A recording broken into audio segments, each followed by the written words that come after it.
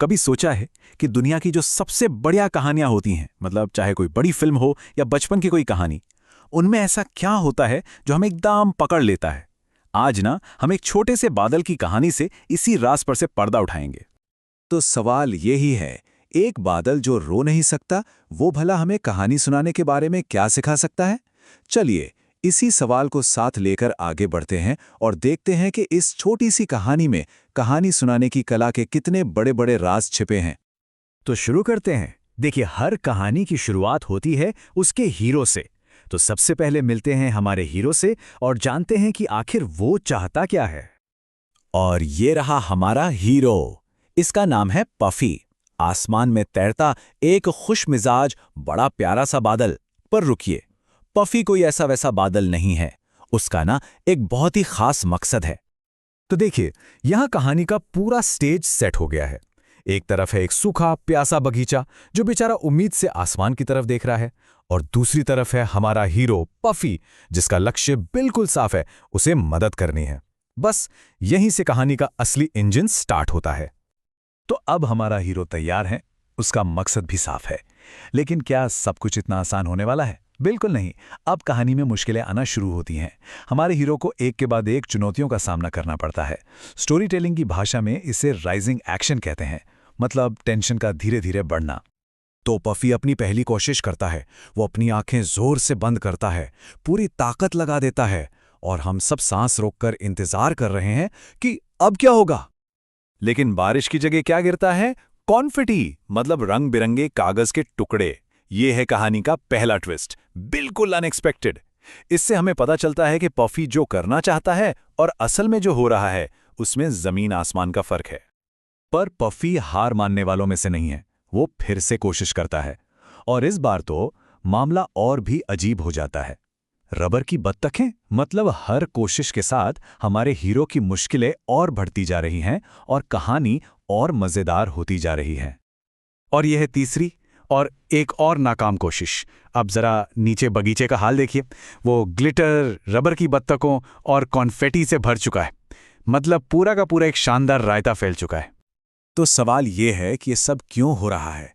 इन बार बार की नाकामियों का एक मकसद है। इसे एक रबर बैंड की तरह समझिए, जिसे बार बार खींचा जा रहा है।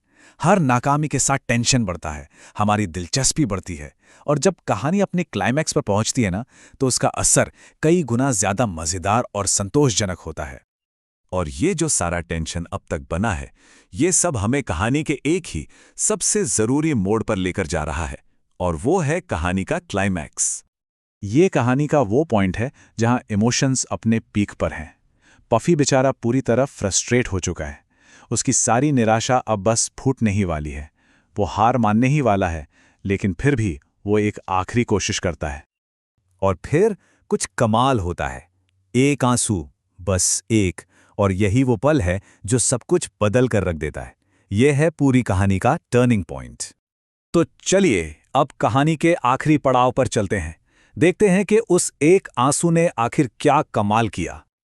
और नतीजा एकदम हैरान करने वाला और बहुत ही शानदार। उस एक आंसू से एक बहुत बड़ा अनोखा सा फूल खिल जाता है।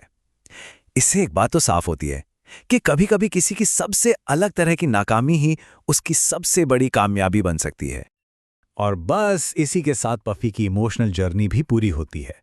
वो समझ जाता है कि हाँ ठीक है, वो दूसरे बादलों की तरफ बारिश नहीं कर पाया, लेकिन उसके अंदर जो सबसे अलग बात है, उसकी अपनी जो खासियत है, वो भी बहुत कीमती है। तो अब जरा एक कदम पीछे हटते हैं। देखते हैं कि पफी की इस पूरी जर्नी ने हमें कहानी की बनावट, उसके स्ट्रक्चर के बारे में क्या सिखाया है। असल में ये बहुत सिंपल है। इसे कहते हैं 3 एक्ट स्ट्रक्चर। समझिए कि ये कहानी कहने की एक सदियों पुरानी आजमाई हुई रेसिपी है। ये वही ढांचा है जिस पर पफी की पूरी कहानी टिकी थी। एक शुरुआत, बीच में टकराव और आखिर में एक समाधान। तो इस रेसिपी के 4 सबसे जरूरी इंग्रेडिएंट्स क्या हैं? पहला, एक साफ सुथरा लक्ष्य। दूसरा, बढ़ती हुई चुनौतियां। तीसरा, एक हैरान कर देने वाला क्लाइमैक्स। और चौथा, एक मतलब से भरा हुआ अंत। कोई भी इस सिंपल से फॉर्मूले से एक दमदार कहानी बना सकता है। असल में ये स्ट्रक्चर इतना पावरफुल इसलिए होता है क्योंकि अच्छी कहानियां हमें वो नहीं देती जिसकी हम उम्मीद करते हैं। वो हमें वो देती हैं जो अर्न्ड लगता है, मतलब जो किरदार ने अपनी मेहनत से कमाया हो। पफी की कामयाबी हमें इतनी अच्छी इसलिए लगी क्योंकि उसने इसके लिए बहुत स्ट्रगल किया, बहुत मेहनत की। तो अब जाते जाते एक सवाल छोड़ जाता हूं। ऐसी कौन सी सीधी साधी कहानी है जिसने किसी को कोई बहुत बड़ी सीख दी हो? अपनी पसंदीदा कहानियों के बारे में जरा इस नए चश्मे से सोचकर देखिए। क्या पता कुछ नया और हैरान करने वाला सामने आ जाए।